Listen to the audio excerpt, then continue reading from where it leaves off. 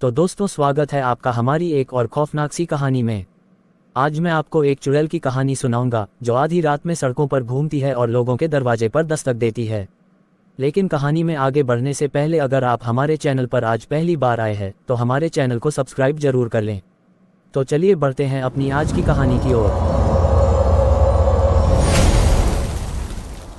ये घटना 1984 की कर्नाटक के एक छोटे से शहर की है। दिवाली का समय था जब आकाश नाम का एक टूरिस्ट यहाँ घूमने आया हुआ था। यहाँ आते ही उसने सबसे पहले एक बात गौर करी कि यहाँ पर लोगों ने अपने घर के बाहर कन्नड़ भाषा में कुछ लिखा हुआ था।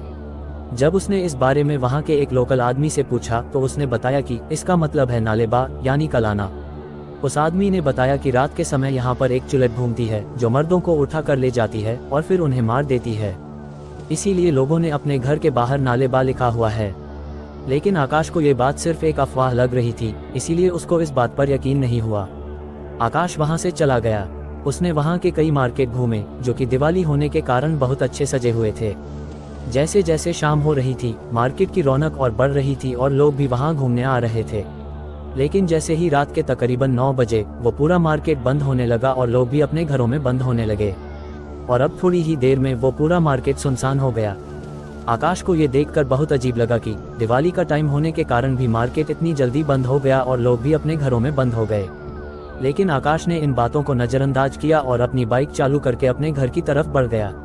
आकाश अभी थोड़ी दूर ही पहुंचा था कि उसकी बाइक का टायर पंचर हो गया। अब वो अपनी बाइक को पैदल धकेल कर चलने लगा। थोड़ी देर बाद आकाश को ऐसा लगा कि जैसे कोई उसके पीछे चल रहा है, लेकिन उसमें इतनी हिम्मत नहीं थी कि वो पीछे मुड़कर देख ले।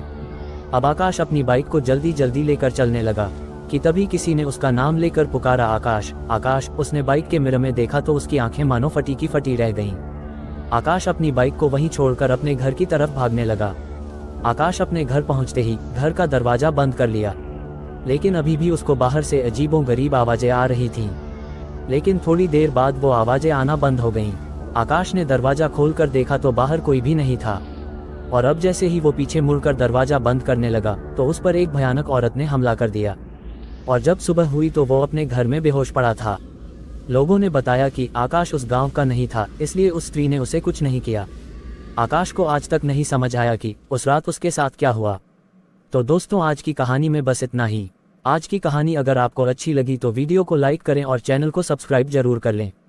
तो मिलेंगे आपसे नेक्स्ट वीडियो में, तब तक के लिए जय राम जी की।